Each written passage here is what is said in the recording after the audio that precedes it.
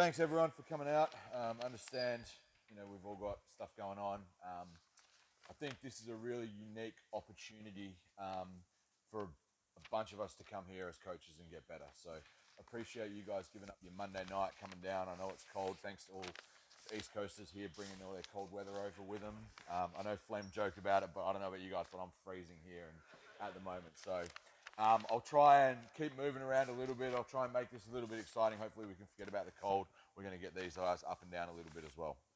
I thought there was some really good stuff that Flem spoke about there, and I'm going to try and circle back and relate to a lot of the stuff that he was speaking about. So the topic I'm going to be talking about is transition, and we'll talk about why we chose transition in a second.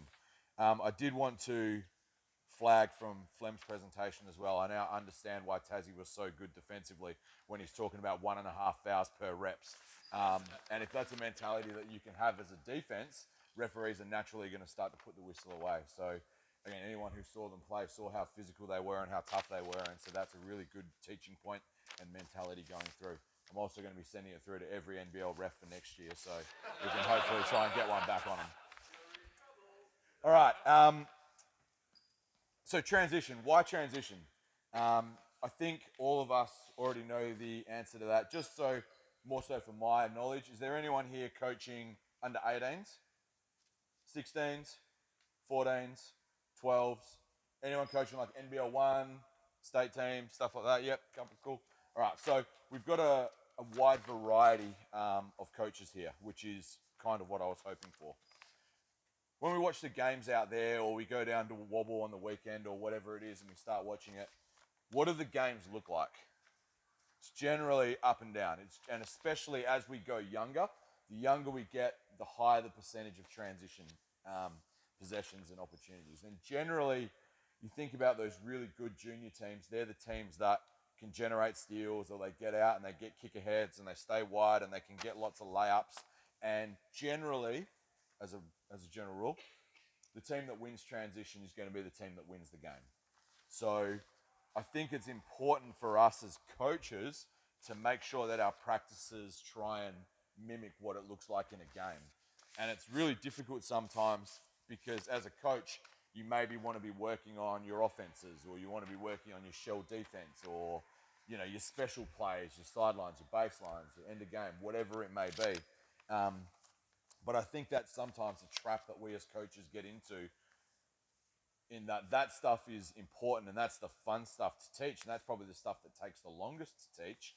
However, if we look at the game and say, as a rough number, 60% of our possessions are transition, then we should be focusing at least 60% of our practices on that transition game and how do we get that better and how do we teach that. So what I'm going to try and do here is give you guys just a bunch of drills and a bunch of build-ups that you can start to incorporate into your practices. When we think about transition and those opportunities in transition, what does it look like on the court? So I want to have it's generally pretty messy, right? Like, transition is chaotic, and if we're thinking about how do we make our practices look like a game, then we need to make our practices chaotic at times. And as a coach, one of the biggest learnings that you can have is how do you be comfortable with the mess? And so I've already told these guys as well, I want them going as fast as they can. And I want them making as many mistakes as they can. Because if they can start to figure things out here on the practice court, then when the game gets chaotic, hopefully they have some reps and some experience to be able to think their way through. And it's a really tough thing as a coach to do because you want your practices to look nice. You don't want to be the coach where they have basketballs bouncing everywhere and kids running into each other, and there's 3 other coaches standing there watching going, what the hell's Luke doing out there? But understand there's a method to the madness, and if you can get your kids being comfortable in the mess, and you as a coach can be comfortable with the mess, when the game gets messy on a Saturday or a Sunday, we're going to be so much better for it. So that's also something. Because it is chaotic, I think it's really important to have less rules. The more rules you tell these guys to have, all you're doing is setting them up for failure. Because, again, it's hard enough to follow a bunch of different rules when we're in a practice 5-on-0 setting, when we think about the game and we've been running up and down for 3 minutes straight and there's all this other stuff going on, all that rules just goes out of their heads. So if we as coaches want to set these guys up for success, then less rules is better. So we'll start to speak about some of the sort of baseline things that you want to achieve, but also they're probably the most important things.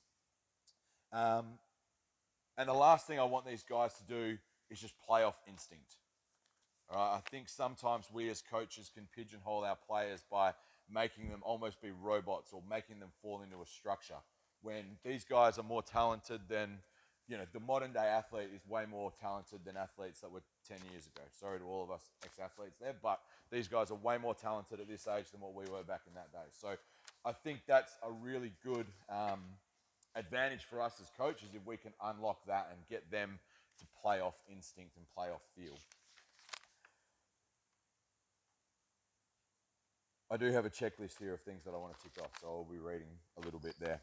Just with being comfortable with the mess as well, going back to Flem's clinic there, think about that first drill where we're dribbling around and we had guys running into each other and things like that. That's an example of being comfortable with the mess, all right? And it's messy for the first couple of reps, but then as these guys get more and more comfortable and they start to figure some things out, it becomes better and better and better. So that was a good example of playing through the mess.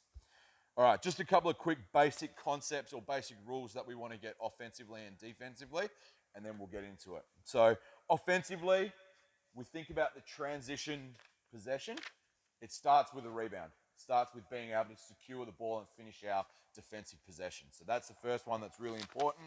After that, we want to get down the court as quick as possible.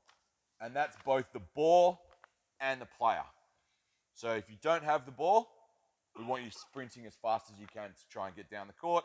If you do have the ball, we want to advance it down the court as quick as possible. That may be a pass. Generally, a pass is quicker. Sometimes we might not be in a position where we've just got to bust out and we dribble down the court. After that, we just want to stay spaced and we need to get a paint threat somehow.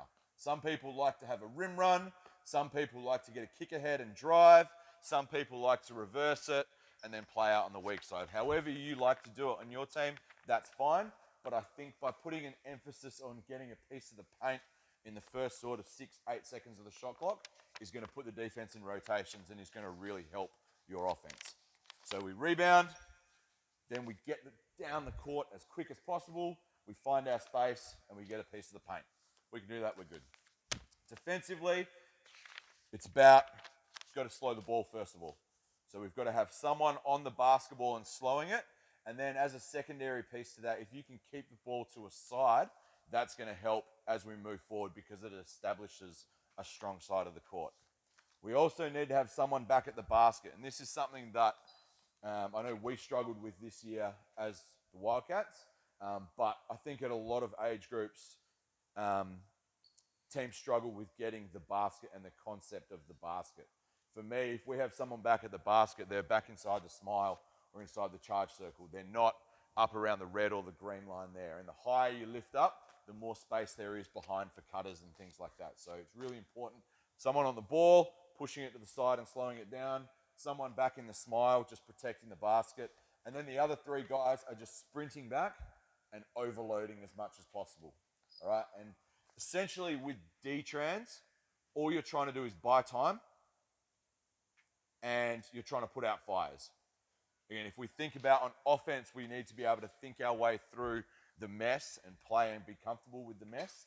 Defensively, it's about how do we create that mess and then how do we figure out and get balanced out of that as well. So it's putting out fires and buying some time.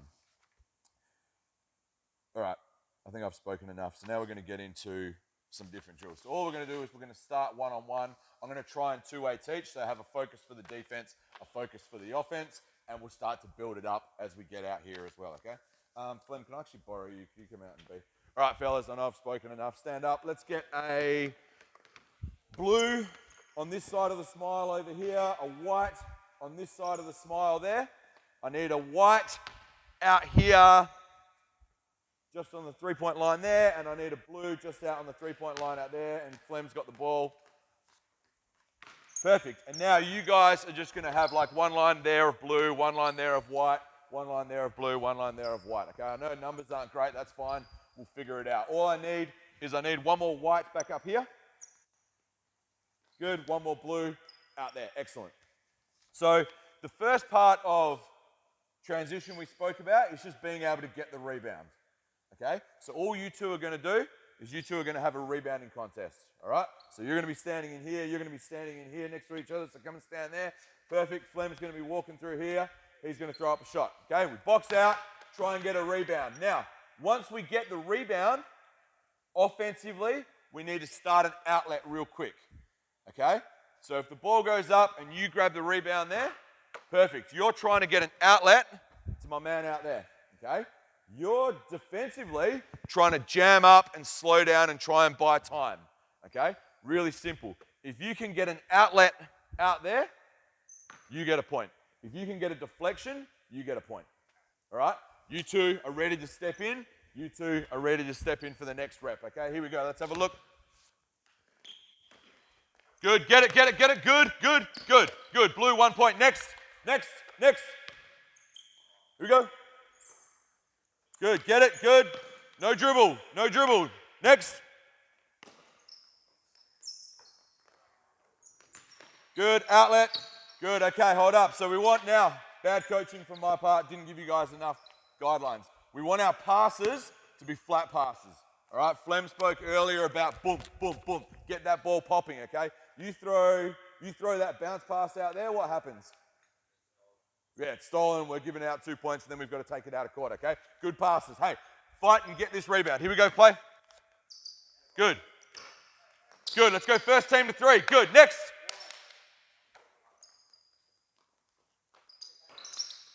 So I think just by starting and just by getting an emphasis on your rebounding, it starts the drill and starts this stuff here on a really good spot. They're competing, they're ready, we get crisp outlets, we're slowing the ball, all those good things. Here we go, next. Get it, get it, get it, get it. Good, good, good. Great job. Score check. 3. 3? We'll go into 3, right? All right, very good.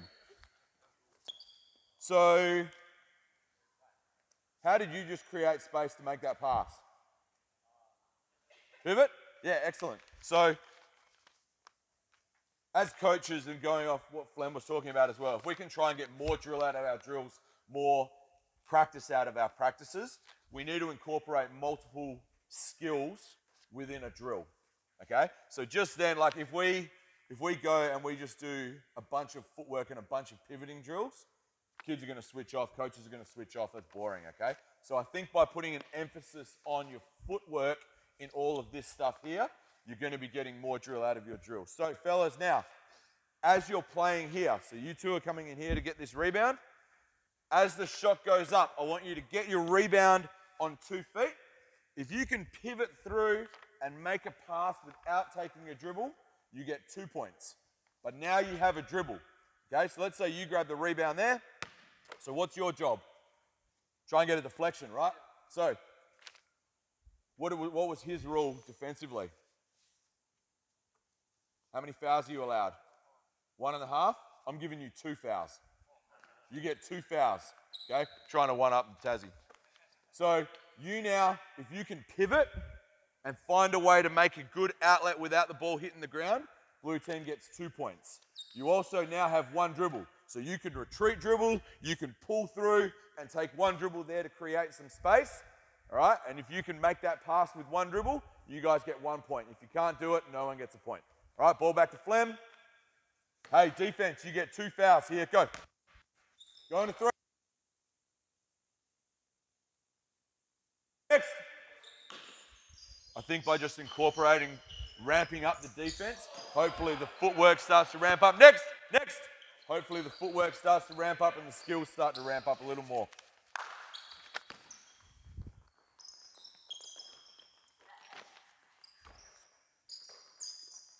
Get it, get it, get it. Get a deflection, get a deflection, get a deflection.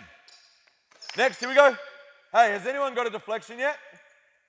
All right, first person to get a deflection wins the day. Go. You got 2 fouls, you got 2 fouls. Get it, get it, get it. Good, good, good. Get it, get it, get it. Good, next, next. These kids are tough. They'll be able to play through a little bit of stuff. Get it.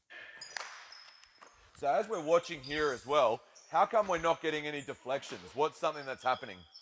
What are we finding defensively? Huh? Yeah. So we're not in a really good position. That one there's not bad, but because of the way the rebounding contest is, there's not really an angle to be able to get a deflection. You got one? Excellent. Blue team wins. White 5-star jumps. All right, so now, same drill, okay? We need one blue out there. One blue is going to be off the court now just to have a little bit of space. One white there. White, you're off the court just to space, so stay up here. Whoever's in. Which one of you guys wants to play? Excellent, perfect. So free throw line extended, free throw line extended. You two are playing here. Now, you guys are still doing the same job, okay? Box out, get a rebound. You've got one dribble to make a pass, pivots, deflections. Once the ball gets outletted, whichever one ends up on offense, you two are playing one-on-one going this way. Okay? So offensively, what was your phrase? Hold your line, keep your line. So you're keeping your line, but now you're just doing it across the full court, right? Head down, bust out dribbles, trying to get to the rim and trying to make a play inside the smile. Defensively, what do you think? So let's say blue get the ball here and you get this outlet. What's your job? Yep, get back. How quick are you getting back? As fast as you can, okay? And where are you going to get to? The smile, perfectly, excellent, okay? So we need someone sprinting back to the basket, and offense, you're going one-on-one. Now, if you can get a deflection, you get a point. If you can make a pass, you get a point. You get a layup, you get a point. You get a stop without fouling, you get a point. Go. Get it, get it, get it, get it. Get it. Good, go, go, go. Good, next, next, that's all right, next. So be comfortable with the mess, right? All of a sudden we start to go quickly, that's fine. Good, next. Go, go, go, go, go. You good? Who's in? Who's in? Who's in?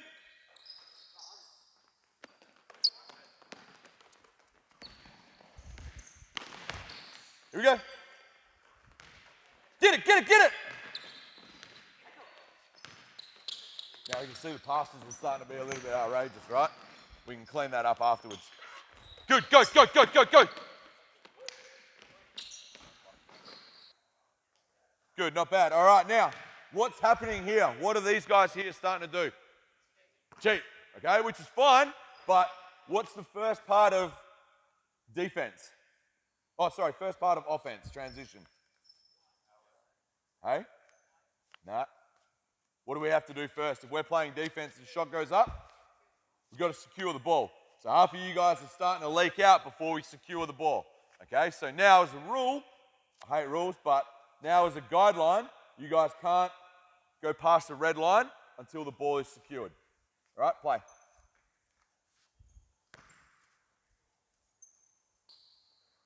Get it, get it, get it. Good, good. Good, go, go, go. Basket, basket, basket. Good, perfect.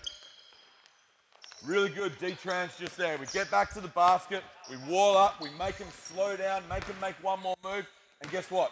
We still gave up 2 points. All right, D-trans is messy, and we're always at a disadvantage in D-trans. If we can force them to make a tougher play, then we're good. Go, go, go, go, go, go. Good, good, good.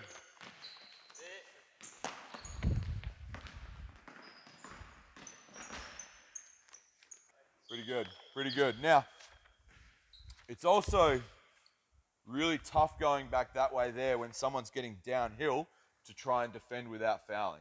So really good teaching points is just walling up, making sure you show your hands, try and get your thumbs back towards your ears, back here, and just trying to wall up and make it as difficult as possible. And it's really tough when someone's coming full speed, okay? If they go like that and they start to put their hands down for protection, not ideal, but we can understand it. What we don't want is jumping up and trying to block shots, because the more you do this, the more likely we are to give up and ones and things like that. Okay? The other thing I would encourage is offense to start to be creative. Okay? So for you guys offensively, you're doing a really good job. I just think you guys can have a bit more fun with it. So now I want you to think of your favorite NBA player. All right? Whether it's Ja Morant, Kyrie Irving, Steph Curry, whoever it may be. Okay? But think about all the handles and the euros and the up and unders and all that sort of stuff. Okay? You guys have a license to do that stuff now for the next 19 minutes. I want you guys to get as creative as possible. All right? Now, we're going to build it out a little bit more. So you two are still rebounding in there. Okay? Still doing the same thing. I need a blue on this red line here. And I need a white on this green line here. I need a white on that red line over there. And I need a blue up on that green line up there. Yep, so you're going to be off, man. So now, same deal. Okay? Shot goes up. We're playing 3-on-3 now. So let's say shot goes up and white end up getting the rebound. Good. What's your job defensively? Yep, and get a what?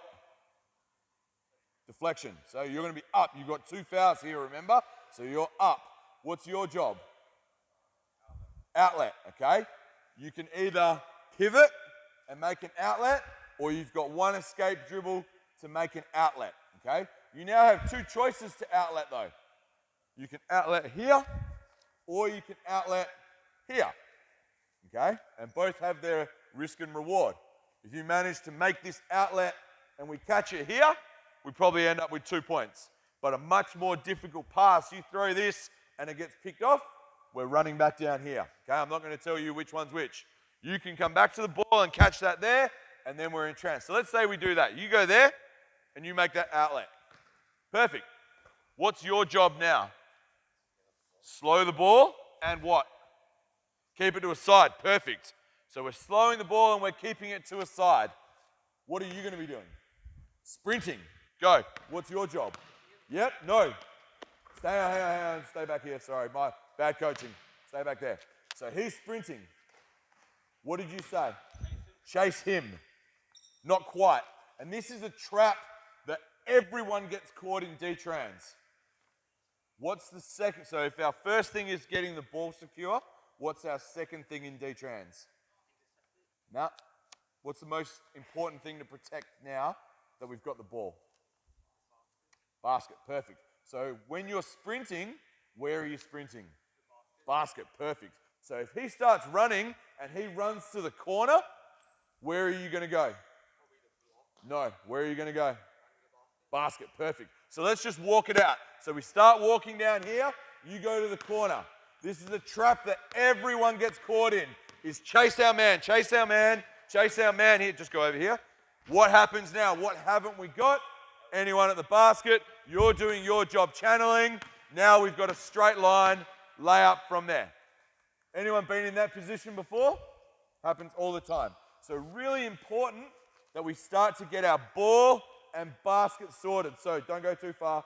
We're walking this way. So you've run to the corner. Perfect. You've run to the basket. Perfect. Now, offensively, as you guys are coming down, so start to walk it down. Where are you going to go? Yep. You cut through? Perfect. So go and cut through. All right. Actually, no, I lie. That's really good. Let's just say you space out here first for a second, okay? So you're just coming over here to space because maybe you're really good. You're going to get a piece of the paint that way there, okay? Stay here. Go back out. So you've spaced just over to there. As you're running back, where are you running to? Help defense. Whereabouts would you run to right now? Perfect, okay? So we spoke about sprinting back and overloading, okay? If you go on this side of the split line here, I want you to go free throw line extended out there, man. Yep. And defense is over here. We're overloading. We want them to try and make one more. We're putting out fires. Our number one threat is the guy with the ball, okay? If he's here and he's really good and he crosses back through the middle and you're over there, we're giving up a layup or we're giving up a corner three. So you're here giving the illusion of help, showing your hands nice and big. If you throw this skip pass, Let's say we throw it to that one there. This is awesome for our defense because it gives us air time to be able to close out. But as this is happening, we've also got 2 more players sprinting back. And the quicker we can make it 5-on-5 down there, the better for our defense. So that's why we sprint back and we overload. Obviously, there are some guys that you're going to have to stay to. But like, as a general rule, overload, skip pass is okay, we close out, and we're good from there. All right? So, jog back down here, fellas. I know there's lots of talking, and I know I said we don't want lots of rules, but I think it's important to have a clear picture. So, defensively, first job. Yep. What's our first job? Anyone defensively? Stop the ball. Yep. Before that, on the rebound. Deflection. Get a deflection. Excellent. Ball goes in. Let's say it goes here. What's your job? Stop the ball. Force it to the sideline. What's your job? Sprint back to the basket. What's your job? No, let's say the ball's out here now. Yep. No, you're on defense now. Sprint back and... Are you sprinting weak side, strong side? Strong side, perfect, good guess. All right, Jack's got the ball, shot goes up, we're playing, hey, we're going to play down, and then we're playing 3-on-3 back. All right, off you go. Good, go. Good, go,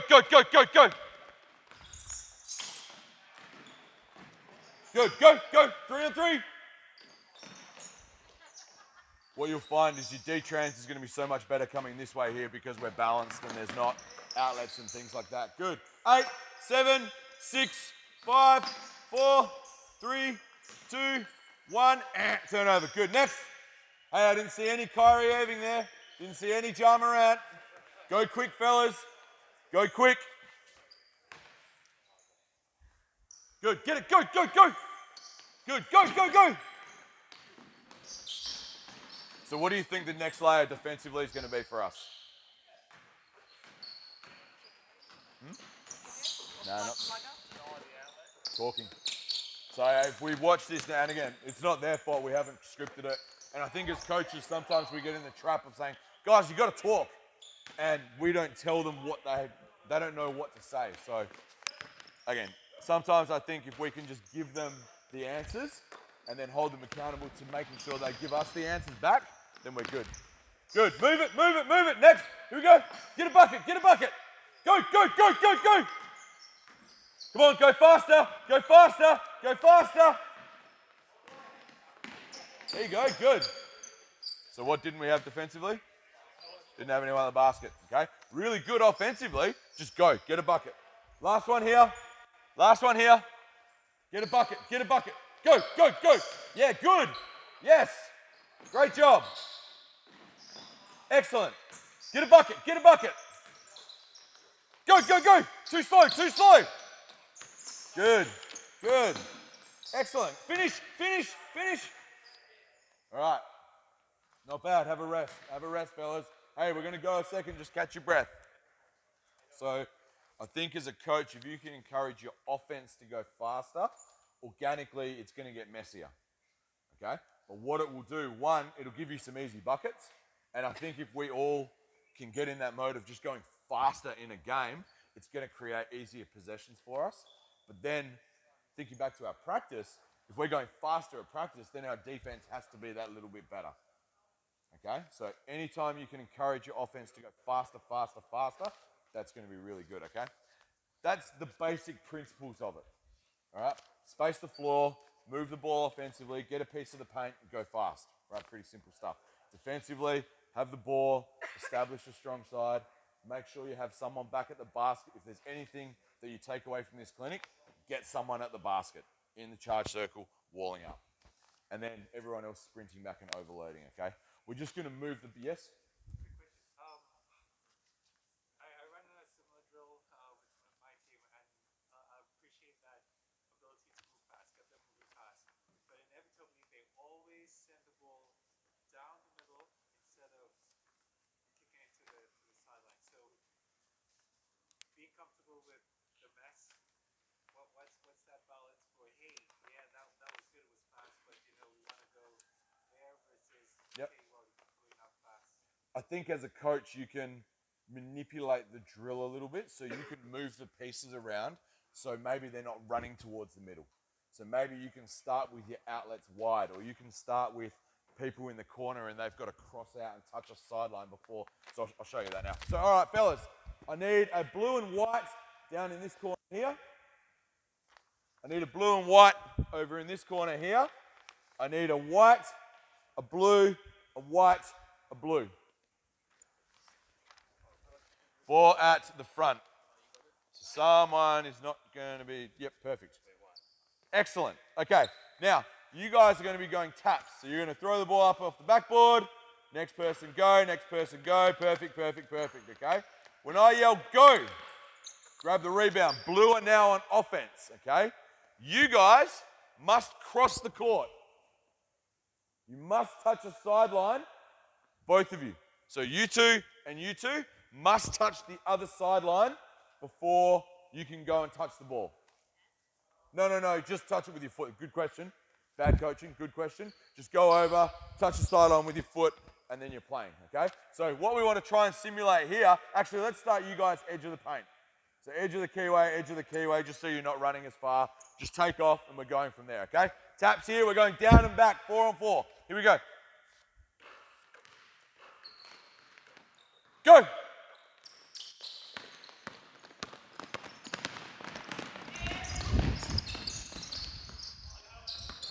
Space, space, space. Knock down. Love it, great job. Go, go, go, go, go, go.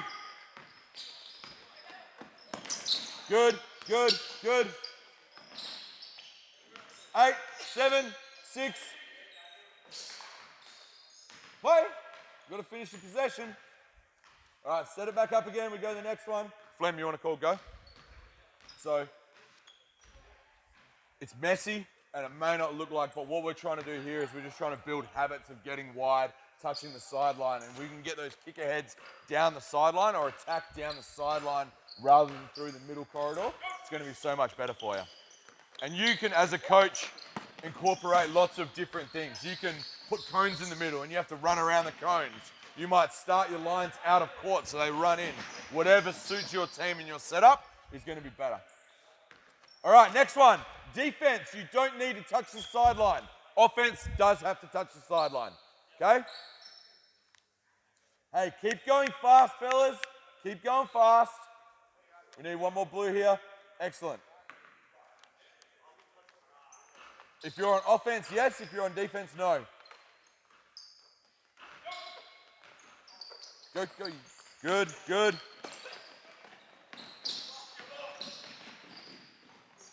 Now, did we notice what happened offensively there? My man who asked do we have to touch the sideline, touch this sideline on the strong side. I love it. Like, that's thinking his way through poor coaching from my behalf, not saying you have to go through. Now, as a coach, sometimes we'll go, stop, stop, stop, stop, stop. You have to go and touch that sideline there, but that's not letting them play through the mistakes. Doesn't matter that we end up with 3 guys here on the sideline and running down this side corridor. In this scenario here, yeah, it does, but then as soon as one of them cuts through, we end up balanced and not. So that's an example of just thinking your way through the mess and being comfortable with it. 100%, 100%. That's exactly what we're trying to simulate. Go, go, go fast, go fast. Good. And so that there's really good D-trans. We have someone at the basket rather than giving up a layup. We force a bounce pass, gives us a little bit more time to get back and set. Good, last one here. Hey fellas, offensively, let's stay spaced. So let's try and go corners and wings. I don't want anyone in the paint unless you've got the basketball. All right, here we go.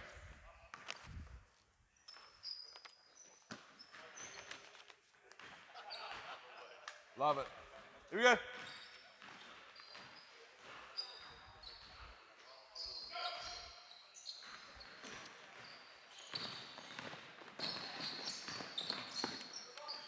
So there's a common problem that you might find in D-trans.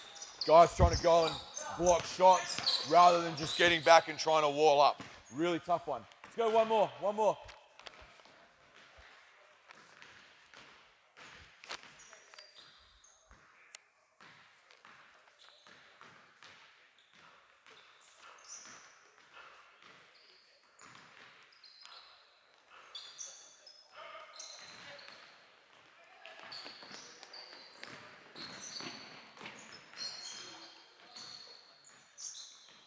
Go, go, go, go, go.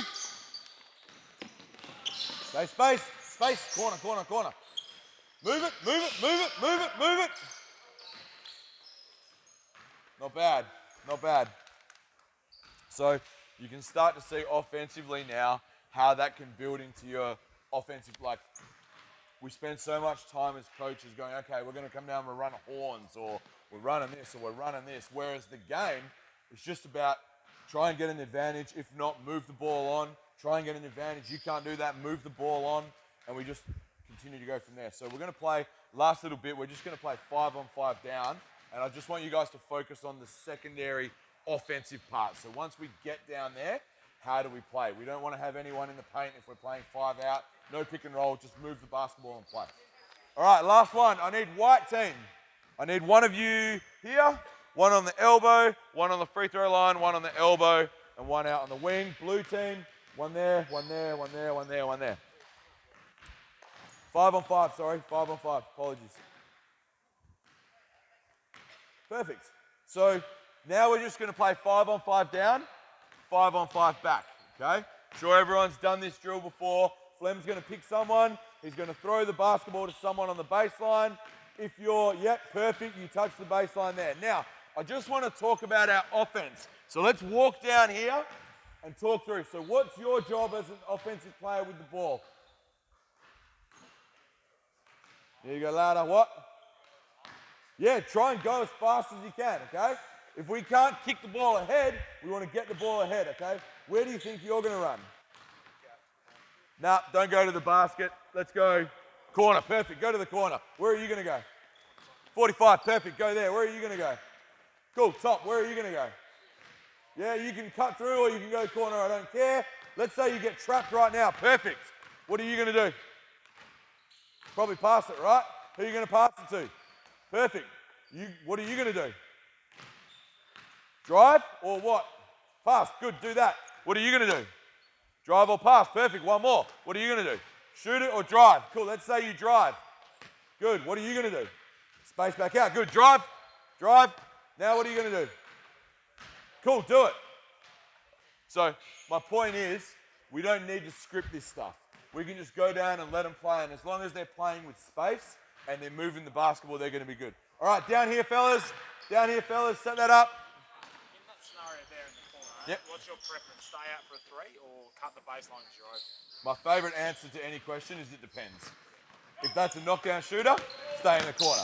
If it's not, probably catch it and drive. Depends on your group, depends on your players. Obviously, we don't want under 12s, under 10s just firing away from 3. However, I think by giving them a little bit of freedom to be able to is going to be good for them as well. Good. Quick, quick, quick, quick.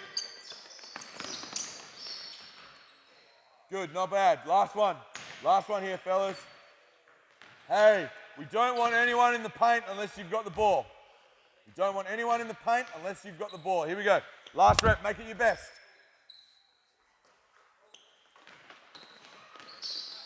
Good. Space, space. Good, good.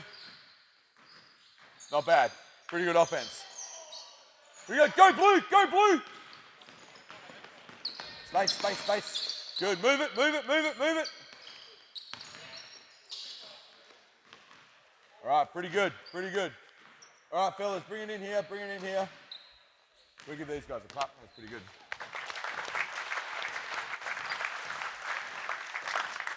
And I think that last possession there is something that we can all relate to as coaches as well. We catch it, think we have an advantage, couple of bounces, ends up not being an advantage. So that then leads to the next part.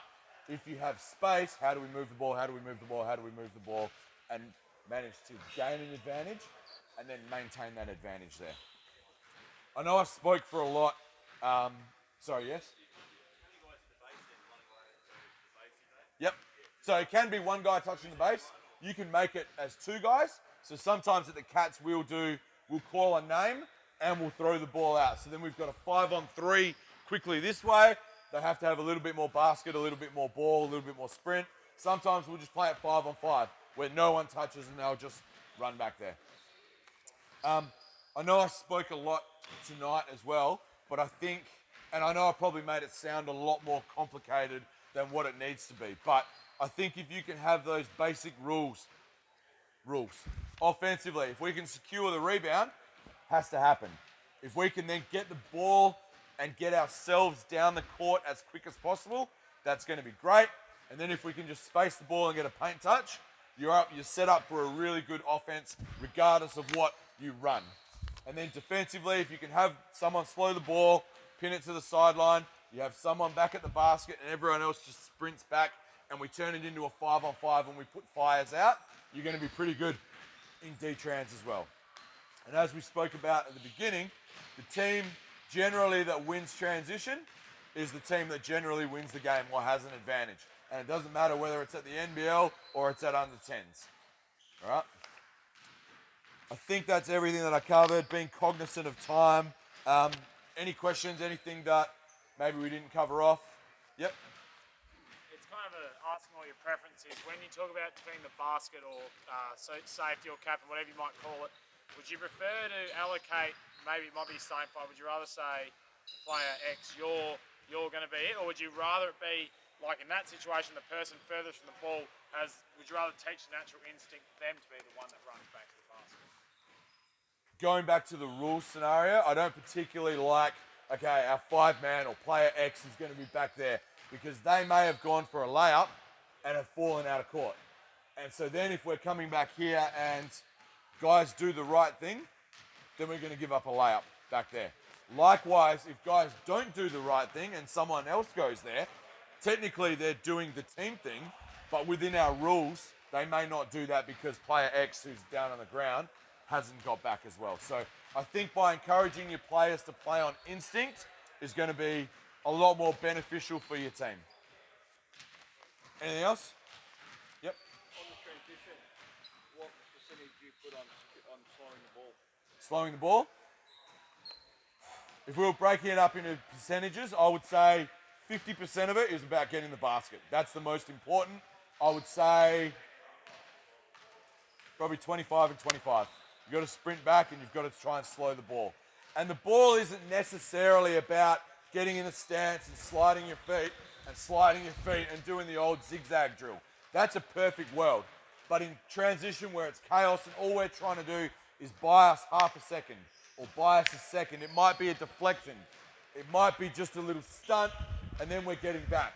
But anytime we can force the offense to do this or to do this, it's a win because it gives us 2-3 steps to get everyone else back into D-trans. Yep.